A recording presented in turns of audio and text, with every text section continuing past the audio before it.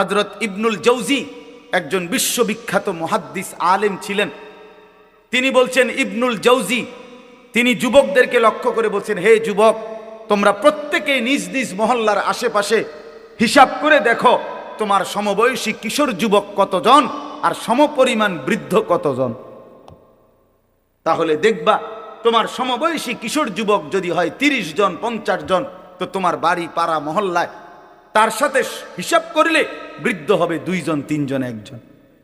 তাহলে বোঝা গেল অধিকাংশই যুবকই বৃদ্ধ হয় না, বৃদ্ধ হয় না। তিনি বলছেন, হাসান বসরি রহমতুল্লাহ আলাই, ইন্না যারআ কাদ তুরিকুল আহাতু ক্বাবলা আন ইয়াবলুগা। তিনি বলছেন, হে যুবক, তুমি লক্ষ্য রেখো একটি গাছের মধ্যে ফল ধরবার আগে যেই ফুল ধরে যতগুলো, সবগুলো ফুল ফলে পরিণত হয় না। যতগুলো ফল বের হইছে সবগুলো পাকা পর্যন্ত যায় না, তার আগেই ঝরে পড়ে অগণিত। একটি আম গাছে যতগুলো মুকুল ফুল ধরে, ফুল বের হয়, সবগুলো বড় বড় আম হয়? বলেন না বাপ? ঝরে যায় অগণিত ফুল। এরপরে যেগুলো আম হয় ছোট ছোট, তো সবগুলো ছোট্ট আম বড় হইয়া পাকা পর্যন্ত পূর্ণ হয় না, ঝরেই যায় বেশি, থাকে কয়টা? অল্প। এজন্য মানুষের হায়াতে বৃদ্ধে পৌঁছবার আগে আগেই ঝরে যায় বেশি, খবরে চলে যায় বেশি। এটাই সত্য, এটাই বাস্তবতা। প্রত্যেক বাড়িতে বাড়িতে আছে। মানুষ বলে যে এই চাচা, এই দাদা আমগো বাড়ির মধ্যে হুজুর আর শেষ মুরব্বী, ঠিক কিনা বলেন না? চাচাই আর বাচ্চা রয়েছে, দোয়া করেন, জ্যাঠার জন্য দোয়া করেন, এরকম বলে না? আমাদের কাছে তো বলে। তো বাড়িতে তখন অনেক লোক আছে, ছেলে পেলে, কিন্তু বয়স্ক লোক আছে কয়জন? 1 জন 2 জন 1 জন। এই জন্য যুবক অনেক নওজোয়ান বর্ষ ভাইয়া, আমি অনুরোধ করলাম, দোস্ত আমার, বন্ধু আমার, নিজেরে নষ্ট করে দিও না বাপ, নিজেরে নষ্ট করে দিও না। দেখো ডানে বামে তুমি নষ্ট হয়ে গেলে, পচে গেলে কেউ নাই, কেউ নাই, কেউ নাই। কোনো চরিত্রহীনকে কেউ ভালোবাসে না, কোনো দুশ্চরিত্র, কোনো মদখোর, নেশাখোর, গাঁজাখোর, বাবাখোর, ইয়াবাখোর, ডাইলখোর, পুট্টাখোর, এই হারামিরে কেউ পছন্দ করে। কোনো সুদখোর, কোনো ঘুষখোর, কোনো কিস্তিওয়ালা, এরে কেউ পছন্দ করে না। কোনো হারামখোরকে কেউ পছন্দ করে। সামনে ভয়ের কারণে, ক্ষমতার কারণে, বাহাদুরির কারণে, হয়তো কখনো কখনো সামনে যদিও কিছুটা ভদ্রতার দেখায়, কিন্তু পিছনে অভিশাপ দেয়। তোর উর্ফে খোদার গজব পড়ক, এমনে বলে, তোর উর্ফে আল্লাহর লানত পড়ক, তুই মানুষের সম্পদ কুক্ষিগত করস, এই কথা বলে। তো বেটা কি টাকা কামাইলি, কি বাড়ি করলি বেটা, টাইলস লাগাইলি, মানুষ তোরে অভিশাপ দেয় বেটা। এর চাইতে এই জিন্দেগির চাইতে মরে যাওয়া ভালো বেটা, মরে যাওয়া ভালো হারামখোর বেটা। এই জন্য বাপ, কোন নাফরমানকে কেউ পছন্দ করেন, কোন জালেমকে কেউ সম্মান করেন, মহব্বত করেন। আল্লাহ তাআলা আল্লাহর নজর থেকে, বিশ্বাস করেন যে আল্লাহর নজর থেকে সরে যায় প্রত্যেক পাপী, নাফরমান পাপী আল্লাহর দৃষ্টি থেকে, আল্লাহর রহমের দৃষ্টি থেকে সরে যায়। আর আল্লাহর নজর থেকে সরে যায় যে, আল্লাহর কসম গোটা মাখলুক তাকে নিন্দাই করে, মালউন হয়, সমস্ত সৃষ্টির কাছে সে অভিশপ্ত। আল্লাহর রহমের নজর যার উপরে পড়ে, তারে গোটা সৃষ্টি ভালোবাসে। ইন্নাল্লাযীনা আমানু ওয়া আমিলুস সালিহাত সায়াজআলু লাহুমুর রাহমানু উদ্দা। আল্লাহ বলে, নিশ্চয়ই যারা ঈমানওয়ালা হলো এবং সমস্ত নেক আমল বিশুদ্ধভাবে করলো, আমি আল্লাহ আমার গোটা সৃষ্টি জগতের মধ্যে তার জন্য আমি নিজে ভালোবাসা দিয়ে দেব। ভালোবাসা দিয়ে, ভালোবাসা জোর করে আদায় করতে হয়। মহব্বত আল্লাহর পক্ষ থেকে, মহব্বত আপনাদের সাথে আমাদের ভালোবাসা আল্লাহর পক্ষ থেকে, ঠিক কিনা বলেন না? আল্লাহর পক্ষ থেকে, আল্লাহর পক্ষ, আল্লাহর পক্ষ থেকে। আপনাদের কারোর সাথে আমাদের কারো কোনো লেনদেন নেই, আমার কোনো লেনদেন নাই আপনাদের সাথে, আর্থিক কোনো লেনদেন নাই। এখানে একজন লোকের সাথে আছে কোনো লেনদেন, কিন্তু মহব্বত আছে, ঠিক কিনা বলেন? আছে না মহব্বত? এই ভালোবাসা আল্লাহর জন্য, এই ভালোবাসা আসমানওয়ালার পক্ষ থেকে, আসমানওয়ালার পক্ষ থেকে। আল্লাহ আমাদেরকে উত্তমভাবে বুঝবার তৌফিক দান করে। চলেন এই আয়াতগুলোর তর্জমা শুনাই, তাইলে এই কথা শেষ। এই সূরাটার নাম হলো সূরা দাহার। দাহার কোরআনুল কারীমের 29 নম্বর পারা 76 নম্বর সূরা কোরআনুল কারীমের। এই সূরার মধ্যে মোট 30টা আয়াত। আমি মাত্র 5টা আয়াত পড়ছি।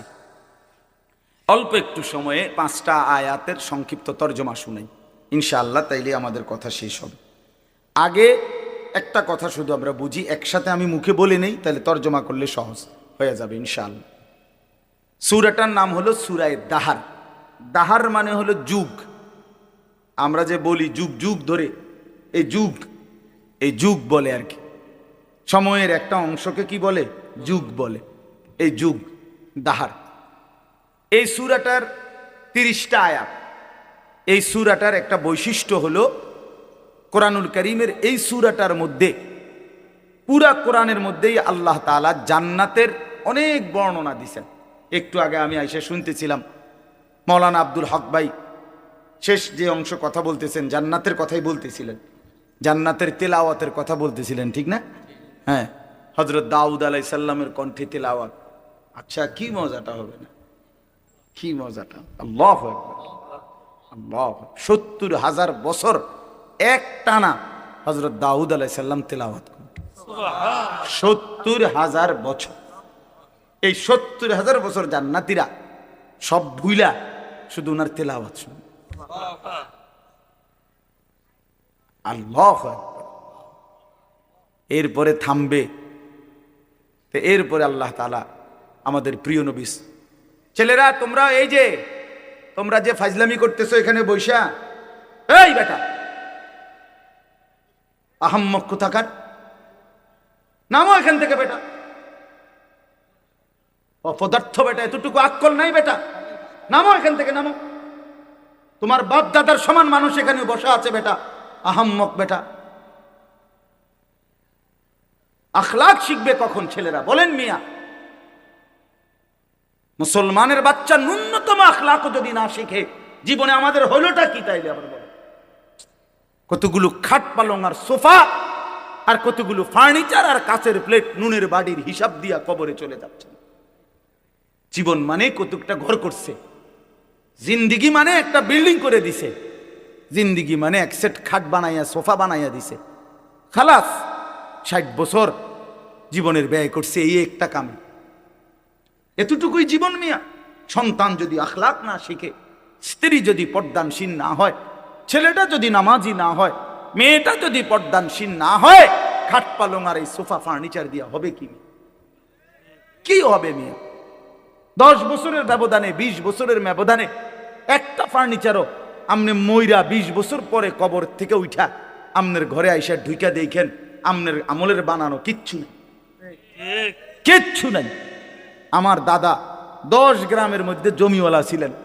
আমার দাদার ফসলের জমি ছিল অনেক, হালের বলদ গরু ছিল অনেক। আমার দাদা সম্পদশালী ছিল, আমার দাদার বিরাট বাড়ি ছিল। দাদা মৃত্যুর 12 বছর গোনা, 12 বছর পরে আমি আমার জ্যাঠা, আপন বড় জ্যাঠারে বলছিলাম একদিন, জ্যাঠা আমার দাদার রেখে যাওয়া স্মৃতি হিসাবে বাড়িতে আমার দেখাইবার মতো কিছু আছে কিনা, একটা নুনের বাটি বা কাচের প্লেট বা কিছু একটা আমার কুদ্দুরি দেখান। আমার জ্যাঠা কাঁইদা দিছিল, কাঁইদা বলছিল, ভাতিজা তোরে দেখাইবার মতো কোনো কিছুই আমার বাবার স্মৃতি আমার কাছে নাই। মাত্র 12 বছর, এর নাম দুনিয়া। আমি ধোকার এই দুনিয়ায় কিচ্ছু রাখে না, কিচ্ছু রাখে না। শুধু শুধু মুসলমান আমরা, ছেলের নজর নাই, মেয়ের নজর নাই, কি করে না করে পোলা ফাইন হেবড়া হেবড়া পয়সা কামায়, হেবড়া শুধু ঘরে বানায়, হেবড়া শুধু ফার্নিচারে কেনে, আর পোলাও মানুষ, মেয়েও মানুষ। 365 দিনে খোদার একটা বছরে কোনোদিন ফজরের নামাজ পড়ে না। এত বড় জানোয়ার মুসলমানের ঘরে ঘুমায় কেমনে বেটা? তার যদি বাপ থাকে, তার যদি মা বাইচা থাকে, যদি মা বাইচা থাকে, যদি বাপ বাইচা থাকে, এই সন্তান এত বড় জানোয়ার হইল কেমনে? তুই কোন মার ঘরে জন্ম নিলি না ফরমান? তুই কোন বাপের ঘরে জন্ম নিলি? কোনদিন ফজরের নামাজ পড়স না হাইওয়ান? তুই পৃথিবীতে আসলি কেন? কে তোরে করে বানায় তো কুকুর বিড়ালের জিন্দিগি, এটা তো জন্তু জানোয়ারের জিন্দিগি। জীবনের হিসাবে তো মিলাইতে জানেন না। ভাতের থালা কতুড়ি ভাত খাইতে লিস ভালো, খাইয়া পড়িয়া ভালো আছে, খাইয়া পড়িয়া মানুষ ভালো থাকে না। ভালো থাকা হয় ইমানে আমলে, নামাজে রোজায় ইবাদতে আমলে ভালো থাকে। খাইয়া পড়িয়া ভালো থাকার কিছু নাই। খাইয়া পড়িয়া আমরা চাইতে জন্তু জানোয়ার আরো বেশি খায়। একটি হাতি একদিনে 250 কেজি খাবার খায়, গবেষকদের 250 কেজি, 90 লিটার পানি পান করে। এটা বইতে আছে, গবেষকদের কথা। 90 লিটার পানি পান করে একটা হাতি একদিন।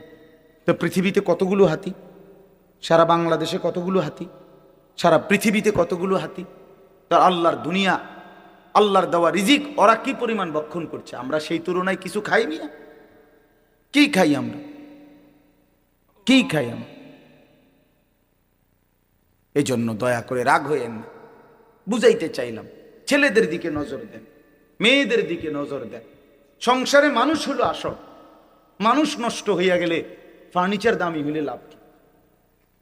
ছেলে মেয়ে চরিত্রহীন হইলে খাটটা তো মজবুত, কিন্তু ছেলেটা তো ওই খাটে শুইয়া সারা রাত উলঙ্গ ছবি দেখে। ঘরটা তো বিল্ডিং এর বুঝলাম, টাইলসও বুঝলাম, তো মেয়েটা তো সারা রাত আরেকটা ছেলের সাথে অবৈধ প্রেমের আলাপ করে। তাহলে আপনার জীবনের অর্থ কি বাবা? এই জীবনে বেঁচে থাকার লাভ কি? আল্লাহ আমাদেরকে মাফ করে দেন। এজন্য আমি বলতেছিলাম এই সূরাটার নাম হলো সূরা দাহার। অর্থ হলো ওই যে বললাম যুগ।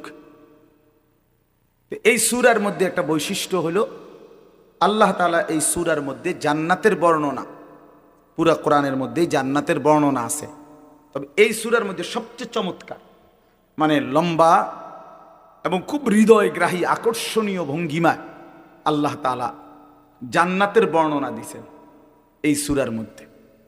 মানে জান্নাতের মেহমানদারিটা কেমন হবে আল্লাহ, এটার একটা অসাধারণ বর্ণনা দিয়েছে।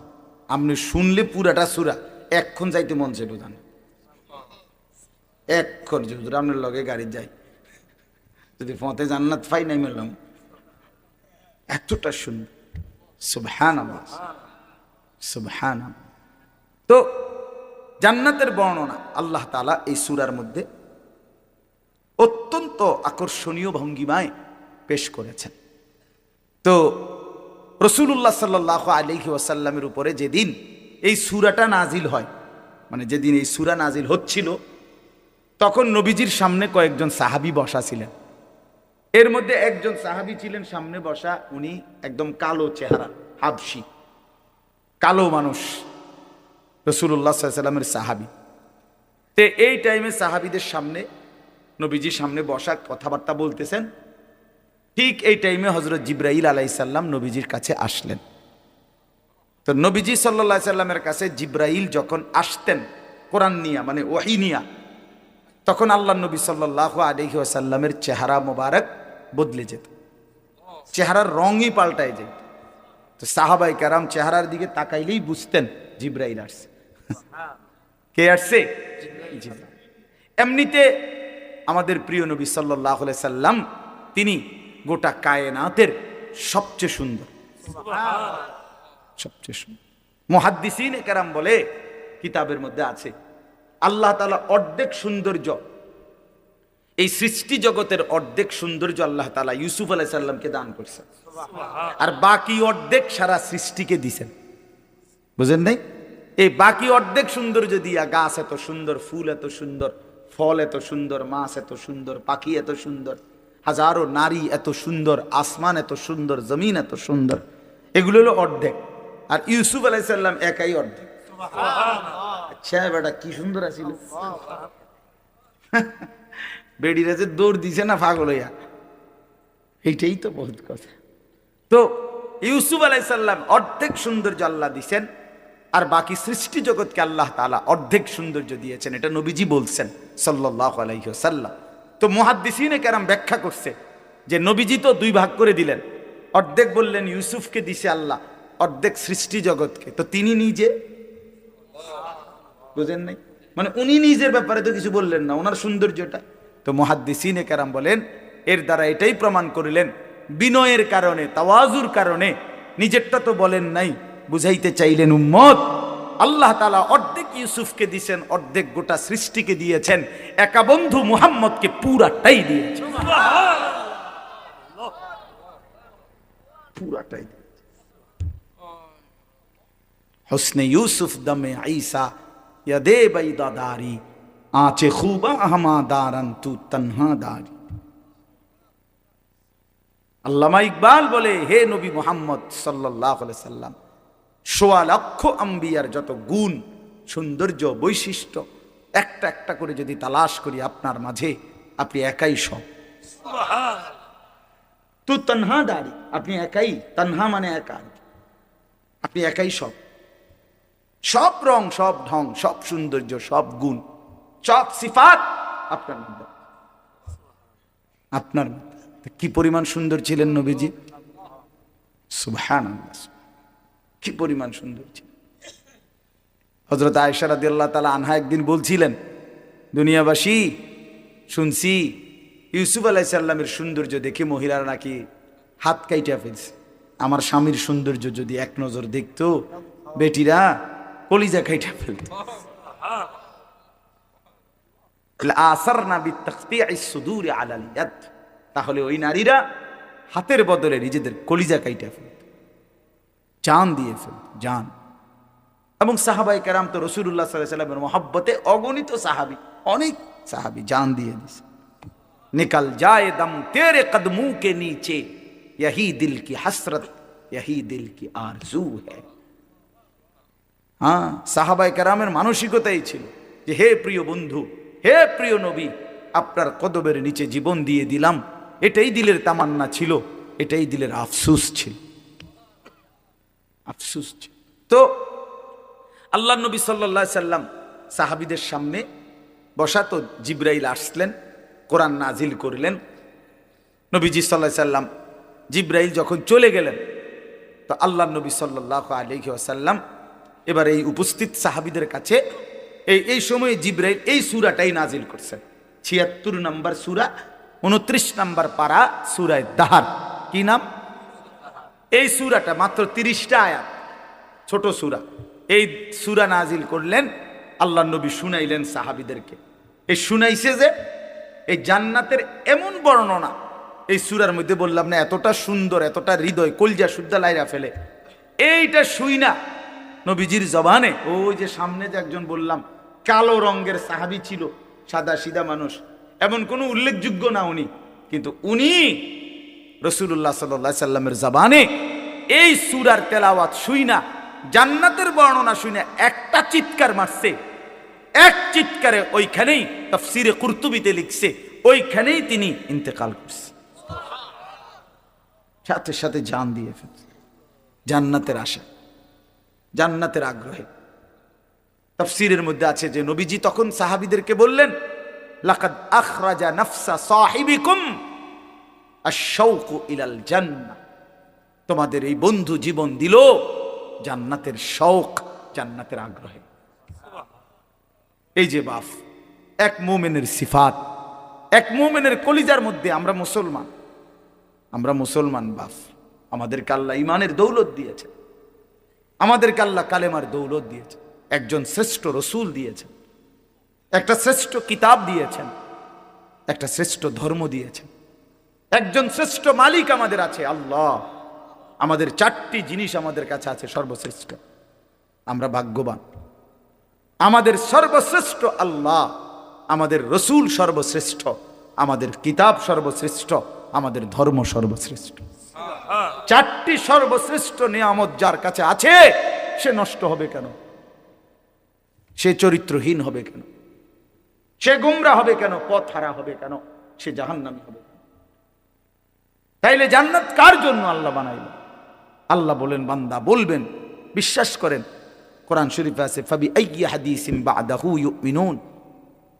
আল্লাহ জিজ্ঞেস করেছে, বান্দা 23টা বছরে আমি 30 পারা কোরআন, আমার সর্বশ্রেষ্ঠ কথাগুলো নাজিল করলাম, এরপরে এর চাইতে দামি আর কোন কথা বললে, এর চাইতে দামি আর কোন কিতাব নাজিল করলে তুমি বান্দা আমার কথা বিশ্বাস করতা? কি বলবেন ভাই? একটু ভাবেন। কষ্ট করছেন আপনারা, রাত্র হয়ে গেছে, আমি শেষ করে দিচ্ছি। একটু ইনসাফের সাথে বলেন। কতবার বলছে একজন মালিক, তিনি আমাদের গোটা কায়নাতের, তিনি কতবার বললেন আকিমুসসালাহ আকিমুসসালাহ আকিমুসসালাহ আকিমুসসালাহ আকিমুসসালাহ। এরে বান্দা নামাজ পড়ো, নামাজ পড়ো, নামাজ পড়ো, নামাজ পড়ো, নামাজ পড়ো। ইত্তাকুল্লাহ ইত্তাকুল্লাহ ইত্তাকুল্লাহ ইত্তাকুল্লাহ। এতবার বললেন আল্লাহকে ভয় করো, গুনাহ ছাড়ো, গুনাহ ছাড়ো, গুনাহ ছাড়ো। ফাত্তাকুন্নার ওয়াত্তাকুন্নার, জাহান্নাম থেকে বাঁচো, জাহান্নাম থেকে বাঁচো।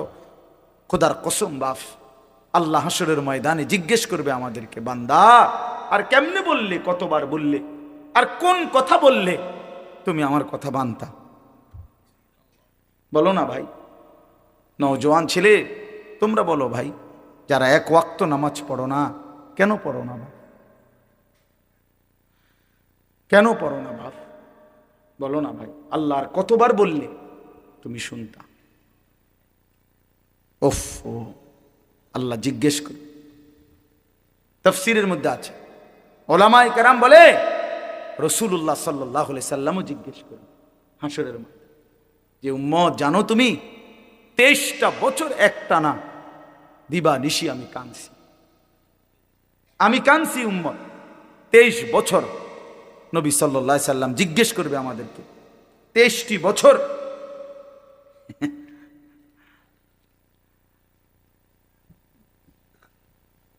যিনি জিজ্ঞাসেন এই মাসালা, এটা তো আপনি সমাধান লিখছেন এখানে, কথা বুঝছেন না? এইটা যেটা আপনি যেটা বুঝছেন এইটাই উত্তর,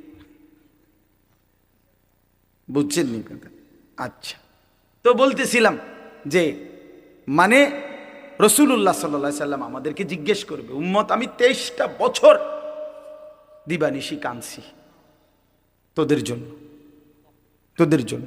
আম্মা জান আয়েশা রাদিয়াল্লাহু তাআলা আনহা বলেন, নবীজির স্ত্রী, উনি বলেন, দুনিয়াবাসী খোদার কসম আমি দেখছি এশার নামাজের পরে নবী সাল্লাল্লাহু আলাইহি সাল্লাম আমার হুজরার মধ্যে দাঁড়াইয়া চোখের পানি ফেলতে শুরু করছেন আর উম্মতের জন্য কাঁদতেছিলেন, দোয়া করতেছিলেন। আল্লাহর কসম, আম্মা জান আয়েশা বলে ফজরের নামাজের আজানের আগ পর্যন্ত এক দাঁড়ানোতে নবী সারাটা রাত কাঁদছে আর দোয়া করছে।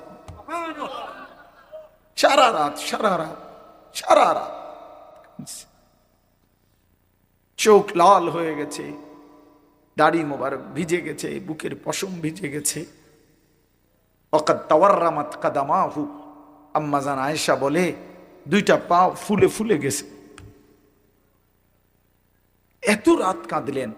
নবীজি বলবেন, উম্মত আমি সারা রাত কাঁদছি, তায়েফের পাথরের আঘাতে আমার পিঠ ছিদ্র করে ফেলছি, ক্ষুধার কষ্টে উম্মত আমি পেটে দুইটা পাথর বাঁধছি, উহুদের দান দান শহীদ করা রক্তে বেহুশ হয়ে আমি পড়েছিলাম লম্বা সময়। এত কষ্ট সইলাম, এত কাঁদলাম, এত রক্ত ঝরাইলাম, আর কত কাঁদলে, কত রক্ত ঝরাইলে উম্মত তুমি আমার কথা মনে পড়তো?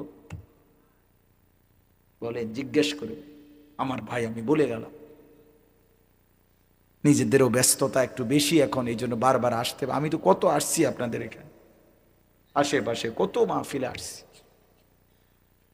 ব্যক্তিগত অনেক ব্যস্ততা, কাজে কর্মের অনেক, বয়সের কারণে অনেক আলাদা মাহফিল ছাড়াও অনেক ছোটখাটো অনেক কাজ করতে হয়, যার কারণে তো কুলাইতে পারি না, বারবার আসে। আপনাদেরকে মনে করাই দিলাম। নবীজি জিজ্ঞেস করবে, উম্মত আমি আর কত কাঁদলে, কতবার আমি রক্ত ঝরাইলে আমার কথা মনে পড়তো? কতবার? 30 বছর ধরে মিথ্যা বললা, কখনোই হারাম ছাড়লা না, আমার কথা মনে পড়ে নাই?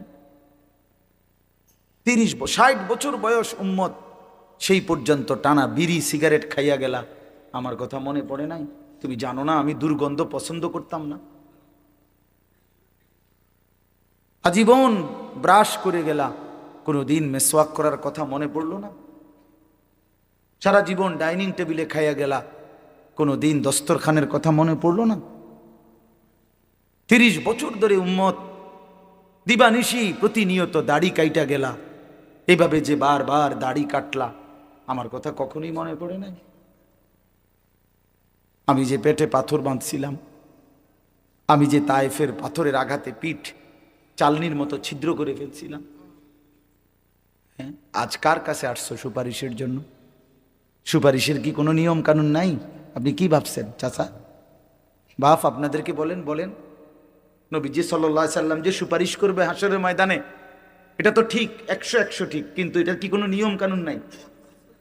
হ্যাঁ, কোনো কাগজপত্র নাই, কিছুই দেখবে না নবী নাকি? কথা বলেন না কেন? কিছুই দেখবে না তো তো আপনি কি হিসাব করছে বুঝছেন? যদি কোনো হিসাবই না থাকে, কিছুই না থাকে, তো ডান কাঁধে বাম কাঁধে ফেরেশতা লিখলো কেন? আমল নামা রেডি করলো কেন? মিজানের পাল্লায় ওজন হবে কেন? ফুলসেরাত পার হইতে হবে কেন? এটি কি? এগুলো বেহুদা কথা নাকি? তো তো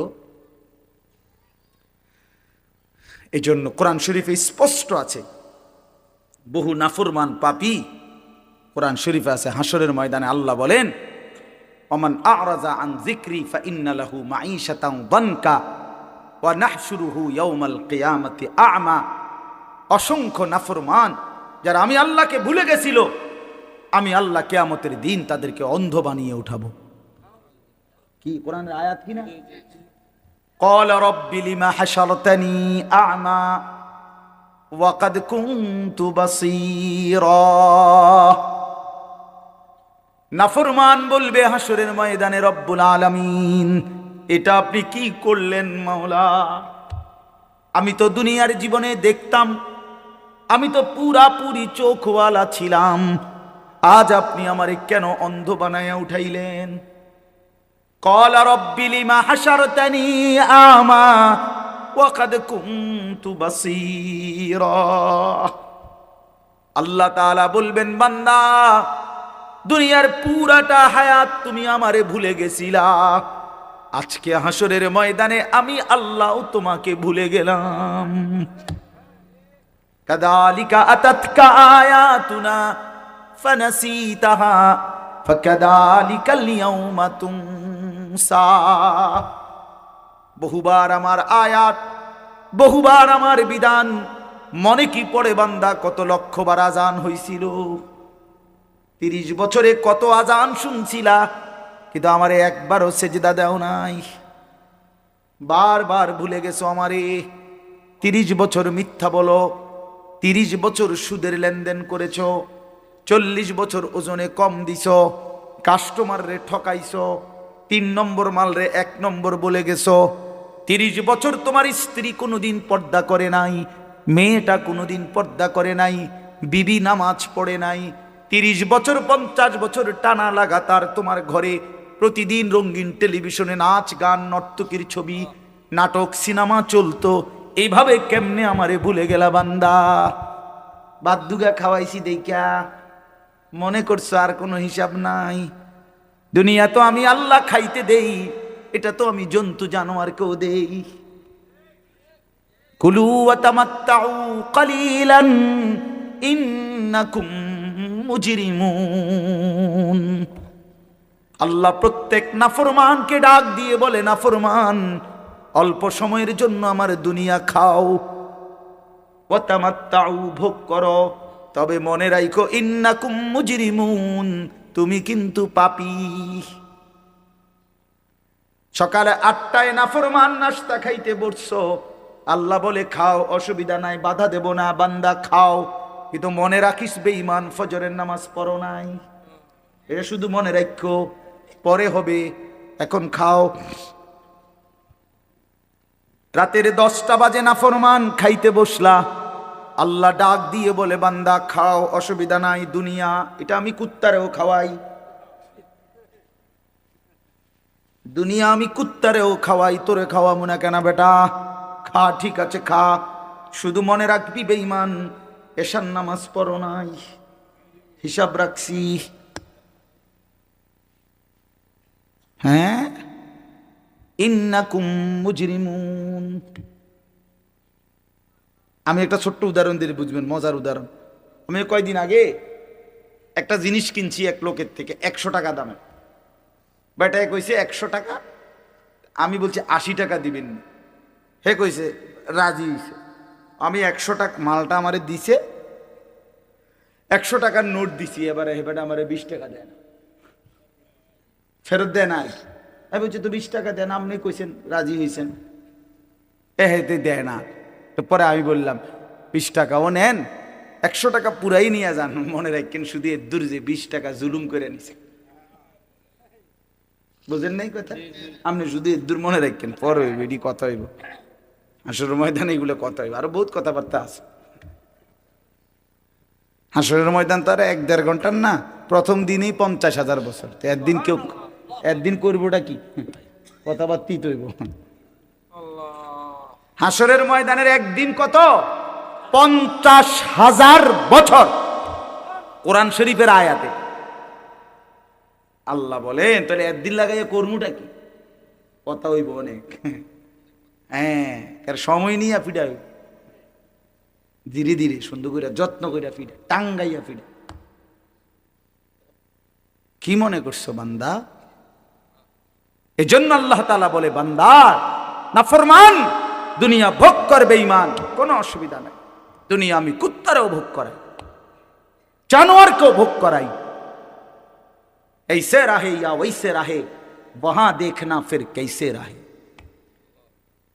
দুনিয়া এমনে থাকো আর হেমনে থাকো, সুখে কিংবা দুঃখে, হাসি কিংবা কান্নায়, দুনিয়া একভাবে না একভাবে পার হয়েই যায়। দেখার বিষয় হলো ওইখানে কেমন থাকবে। বুঝেন নাই? এটা বুজুর্গদের কথা, আল্লাহওয়ালারা এটা বলে, ऐसे रहे या वैसे रहे, এমনে থাকো বা হেমনে থাকো, দুনিয়া একভাবে থাকাই হবে, কিন্তু ওয়াহা দেখনা ফির कैसे रहे, দেখার বিষয় হলো সেখানে কেমন থাকে। আল্লাহ আমাদেরকে বুঝ দান করে। তো আল্লাহ তাআলা আমাদেরকে এখানে 3টা কথা বলছেন, মনে করাইছেন। আপনি 1 মিনিটে শোনেন। 1 নাম্বার কথা হলো, আল্লাহ তাআলা মানুষকে সৃষ্টি করেছেন 7টি ধাপে। কয়টি ধাপে? 1 নাম্বার মাটি, 2 নাম্বার বীর্য, 3 নাম্বার জমাট রক্ত, 4 নাম্বার গোশতের টুকরা, 5 নাম্বার হাড্ডির একটা খাঁচা মানে কঙ্কাল, 6 নাম্বার গোশতের আবরণ মানে হাড্ডির কঙ্কালটার উপরে গোশত লাগাইছেন, 7 নাম্বার রূহ ফুঁকে দিয়ে মায়ের পেট থেকে বের করছে। এই কয়টা হলো ভাই? 7টা। এই 7টার মধ্যে প্রথমটা মাটি। তো এই মাটি থেকে আমাদের সৃষ্টি, কিন্তু পৃথিবীর কোন মাটি থেকে আমাদের সৃষ্টি, আমার উপাদানটা কোনটা ছিল, আমরা কেউ এটা জানতাম না। এবং কত হাজার বছর থেকে মাটিটা আল্লাহ তাআলা আমার সৃষ্টির জন্য এই পৃথিবীতে সংরক্ষণ করছেন। পৃথিবীর কোনো কাগজে পত্রে কম্পিউটারে কোথাও কারো হিসাবে কারো জানা ছিল না। ছিল লম্বা সময় ধরে এই মাটি পৃথিবীতে আল্লাহ তাআলা সংরক্ষণ করছে। এলো 1 নাম্বার বিষয়। 2 নাম্বার বিষয় হলো, মাটি থেকে সরাসরি বীর্য না, বরং মাটি থেকে একটি নির্দিষ্ট পরিমাণ খাবার জমিন থেকে উৎপন্ন করছেন আল্লাহ। সেই নির্দিষ্ট পরিমাণ খাবার থেকে খাদ্য, শস্য, শাক সবজি, গোশত, মাছ ইত্যাদি, ভাত চাল, তো এগুলো আবার একটা নির্দিষ্ট পরিমাণ আমার আব্বা বক্ষণ করছেন, বাবা। তো বক্ষণ করার পরে বাবার বীর্য তৈরি হয়েছে। তো বাবা মায়ের একটি নির্দিষ্ট মিলনে কোনো একদিন আল্লাহ তাআলা বাবা মায়ের উভয়ের বীর্য একত্রিত করে মায়ের জরায়ুর মধ্যে স্থাপন করেছেন।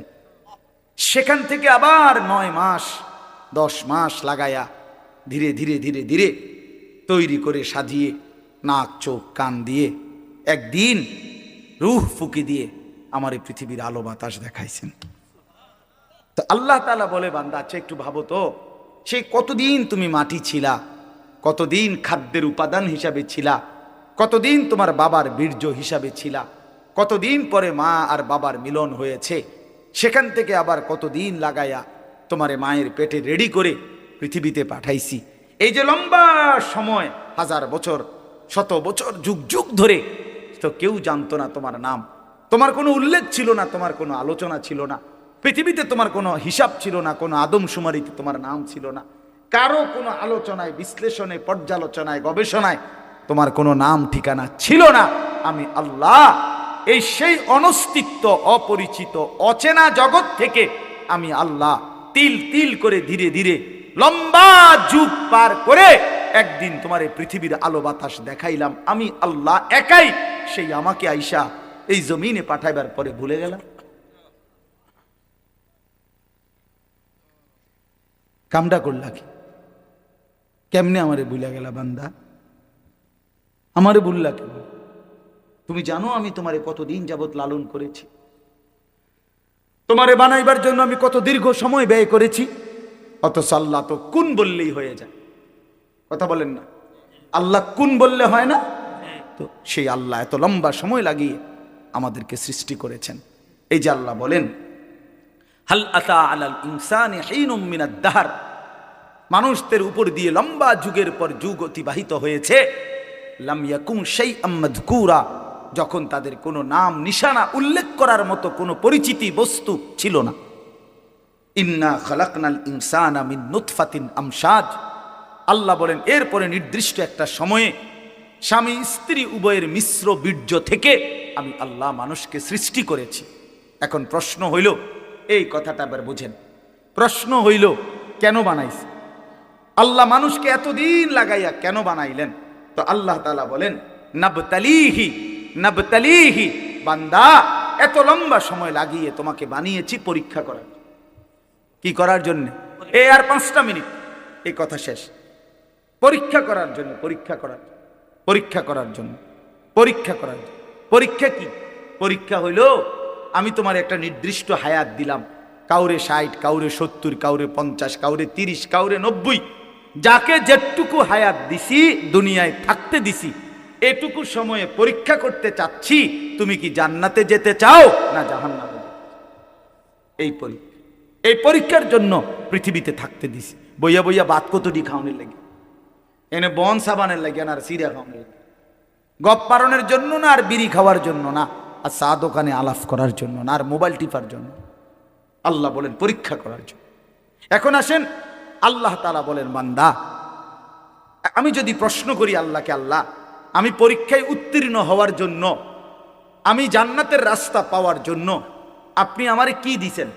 আমি পরীক্ষায় উত্তীর্ণ হওয়ার জন্য আমারে দিলেন কি? তো আল্লাহ তাআলা বলেন, আমি তোমারে 3টা জিনিস দিছি। কয়টা জিনিস? 1 নাম্বার, আমার সমস্ত হুকুম মানার যোগ্যতা আমি তোমার পুরা শরীরের মধ্যে 100 দিয়েছি। এমন একটি হুকুম নাই যেটা তোমার দেহে পালন করার মতো সক্ষমতা নাই, এমন কোনো বিধান আমার নাই। আমি আল্লাহ শরীরটাকে এমন যোগ্যতা দিয়েই বানাইছি যে আমার ইবাদত 100 মানার মতো যোগ্যতা সম্পূর্ণ বডি এটা। সুবহানাল্লাহ, কারণ এটা আমি বানাইছি। কে বানাইছে? আল্লাহ বানাইছে। মনে করেন আমারে বলছে রুকু দিত, কিন্তু আমার কোমরটাই মনে করেন বাঁকা হয় না, সোজা। তো তাইলে না আমি বলতাম যে আল্লাহ আপনি আমার উপরে জুলুম করছেন, আমার কোমরে বাঁকা হয় না, আপনি আমারে কোন কি দিতাম? রুকু দিতাম। এটা কি এমন? আমারে আল্লাহ বললেন সেজদা দিতে, কারণ আমি নিচের দিকেই যাইতে পারি না, ঠিক আছে না? আমি নিচের দিকে যাইতে পারি, আমার কনুইও ভাঙ্গে না, আমার হাঁটুও ভাঙ্গে না, তা আমি সেজদা দিব কেমনে? তো এমন যদি হতো তাইলে না আপনি বলতেন যে আমারে আল্লাহ তাআলা জুলুম করছে। কিন্তু আমাদের কি সেজদা দেওয়ার মতো সক্ষমতা জরিলের মধ্যে আছে? আছে কি না বলেন না কেন? রাত হইছে দেখে আমি বাড়াইতে চাচ্ছি না, বুঝাইতে চাইলাম আল্লাহ তাআলা আমাদেরকে ওযু, গোসল, নামাজ, রোজা, হজ, যাকাত, জিকির, তেলাওয়াত, দান, সাদাকা, সমস্ত গুনাহ থেকে বাঁচার পরিপূর্ণ যোগ্যতা আমাদের শরীরের মধ্যে দিয়েই আল্লাহ আমাদেরকে বানিয়েছেন। এই জন্য আল্লাহ বলেন 1 নম্বরে, ফাজআলনাহু সামিআম বাসীরা, আমি তোমাকে শুনবার জন্য কান দিয়েছি, দেখবার জন্য চোখ দিয়েছি। উদাহরণস্বরূপ 2টা বলছে, উদ্দেশ্য পুরা দেহ আমি সাজিয়ে দিছি যাতে করে আমার সমস্ত হুকুম মানতে পারো, নিষেধগুলো ছাড়তে পারো। এমন একটা বলো যেটা তোমার শরীরের সাথে মানানসই না, মানানসই। নবীজির একটা তরিকা বলেন যেটা আপনার আমার দেহের সাথে মানানসই না, এমন কি আছে? এমন কিছু? 2 নাম্বার কি দিলাম? 2 আর 3 একসাথে, ইন্না হাদাইনাহুস সাবিলা। আল্লাহ বলেন শুধু শরীর দিয়া ছাইরা দেই নাই, বরং আমি তোমাদেরকে আমাকে মানবার জন্য রাস্তা পথ দেখিয়েছি, রাস্তাও বলে দিয়েছি। তার মানে তাফসীরে লিখছে দুইটা। এক নাম্বার হলো আমি আল্লাহ তোমাকে জান্নাতের রাস্তা, পরীক্ষায় উত্তীর্ণের রাস্তা পাওয়ার জন্য, বুঝাইয়া দেওয়ার জন্য নবী এবং রসুল আর নবী রসুলদের পরে যুগে যুগে উলামায়ে কেরাম তোমাদের কাছে দিয়েছি, যারা তোমারে জান্নাতের রাস্তা, হেদায়েতের রাস্তা, আল্লাহকে পাওয়ার রাস্তা, পরীক্ষায় পাশ করার রাস্তা শতভাগ বলে দিয়েছে। এই কটা হলো দুইটা। এক হলো শরীরের মধ্যে মানার কি দিছি, যোগ্যতা দিছি। দুই হলো বুঝাইয়া বলার জন্য নবী রসুল এবং এরপরে উলামায়ে কেরামকে দিয়েছি, ঠিক কি না? তিন নাম্বার, বুঝবার জন্য আমি আল্লাহ আসমানি কিতাব দিয়েছি। সুবহানাল্লাহ। এখন কি সমস্যা কও বান্দা? বুঝছেননি আমার কথাটা? এটাই শেষ কথা। আপনি বলেন, আপনি নষ্ট হইলেন কেন? আমি নষ্ট হইলাম কেন? ছেলেরা চরিত্রহীন হইলা কেন? কেন নামাজ পড়ো নাই? শরীরে কোনো যোগ্যতা ছিল না এজন্য? কেন নামাজ পড়ো নাই? কেউ বুঝাইয়া বলার ছিল না এজন্য? কেন নামাজ পড়ো নাই? কোনো কিতাবে লেখা দেখতে পাও নাই এজন্য? বলেন না কেন? কথা বলেন না কেন? তাইলে আল্লাহ তাআলা আমাদের আল্লাহকে মানার যোগ্যতা শরীরে দিয়েছেন, বুঝাইয়া বলার জন্য নবী রসুল এবং তারপরে উলামায়ে কেরাম দিয়েছেন, বুঝবার জন্য কিতাব দিয়েছেন।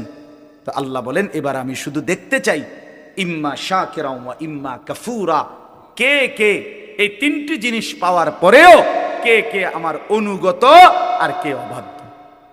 ঠিক আছে, চলো খাও, খাও দাও, ফুর্তি করো, দুনিয়া ভোগ করো, শুধু আমি খেয়াল রাখতেছি যে অনুগত কে, অবাধ্য।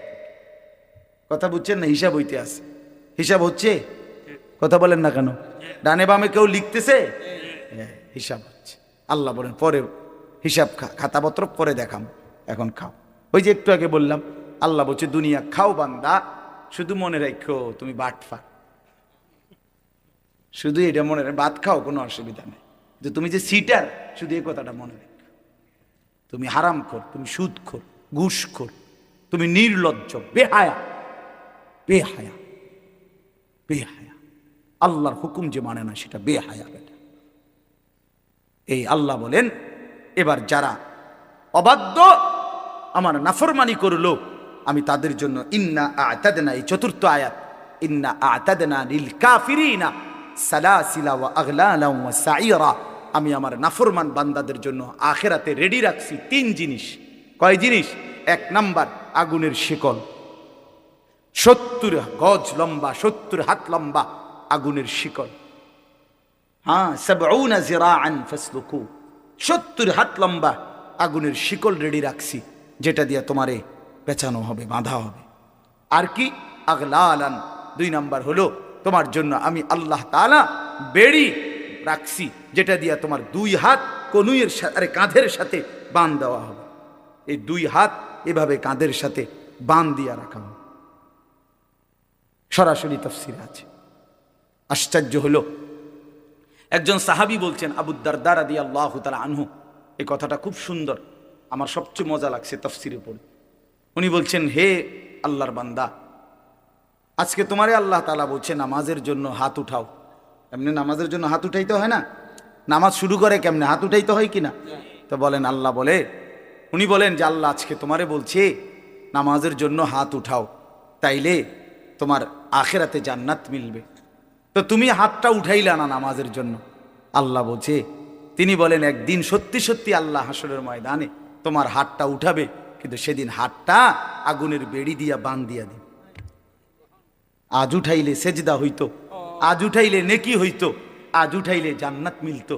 সেদিন উঠাবে ঠিক, কিন্তু সেটা আর জান্নাতের জন্য না, জাহান্নামে ফেলবার জন্য। হাত উঠাইতে হবে। হাত কি? আজ তো সুন্দরভাবে উঠাইলা না, আজ উঠাইলে নেকি হইতো। ও সাইরা, আল্লাহ বলেন, আর আমি রেডি রাখছি সমস্ত নাফরমানের জন্য জাহান্নামের আগুন। এরপরে ইন্নাল আবরারা, শেষ, ইন্নাল আবরারা ইয়াশরাবুনা মিন কাসিন কানা মিজাজুহা কাফুরা। আল্লাহু আকবার। আল্লাহ তাআলা বলেন, আমি আমার নেককার বান্দাদের জন্য রেখেছি সুগন্ধিময় জান্নাতের ঝর্ণা কাফুর। এই কাফুর একটি ঝর্ণার নাম, জান্নাতের একটি স্পেশাল ঝর্ণা। এই কাফুর ঝর্ণা থেকে মিশ্রিত সুগন্ধিময় পানীয় শরাব আমি আল্লাহ আমার বান্দার জন্য জান্নাতে রেডি রাখছি। আমি মেহমানদারি করব শরাব দিয়ে, দুনিয়ার এই শরাব না, দুনিয়ার এই মদ না, জান্নাতের কাফুর মিশ্রিত শরাব। সুবহান। এই পানীয় এরপরে আরো আছে, আরো কি কি দিব এটি আমরা পরে শুনি, আগে পানিটা এরপর রায় দিয়ে গেছে, আর আর বেশি দরকার নেই, বাকিগুলো আছে সামনে। আইনান ইয়াশরাবু বিহা ইবাদুল্লাহ ইউফাজ্জিরুনাহা তাফজীরা। রব্বুল আলামিন বলেন, অত্যন্ত সুগন্ধিময় শরাব দিয়ে আমি আমার বান্দাকে জান্নাতে আপ্যায়ন করব। ওই যে বললাম একটু আগে, মাওলানা বললেন দাউদ আলাইহিস সালাম কিতাবের মধ্যে আছে ৭০,০০০ বছর ধরে আল্লাহর কালাম তেলাওয়াত করার পরে আল্লাহ তাআলা বলবেন জান্নাতি বান্দা আর শুনবা কিনা? জান্নাতি বান্দা বলবে শুনবো। আল্লাহ রব্বুল আলামিন তখন বন্ধুকে বলবেন, বন্ধু আমার, এবার আপনি আমার জান্নাতি বান্দাদেরকে আমার কালাম তেলাওয়াত করে শোনান। আল্লাহর নবী সাল্লাল্লাহু আলাইহি ওয়াসাল্লাম, নবীজি সাল্লাল্লাহু আলাইহি সাল্লাম এবার তিনিও আবার কোরআন তেলাওয়াত করবেন ৭০,০০০ বছর। জান্নাতীরা পাগল পারা হয়ে শুনবে। তুমি যুবক আজকে গান শুনে নাও, আমি অপেক্ষায় আছি জান্নাতে শুনবো ইনশাআল্লাহ। তুমি দুনিয়ার নর্তকী দেখে নাও, আমি অপেক্ষায় আছি জান্নাতের ৭০,০০০ হুর একসাথে দেখবো। তুমি বেকুব ভাববো না আমরা রে, হুজুররা রে, হ্যাঁ বেউকুব মনে করে না ছেলেরা। তুমি ভাত খাইয়া বড় হইলে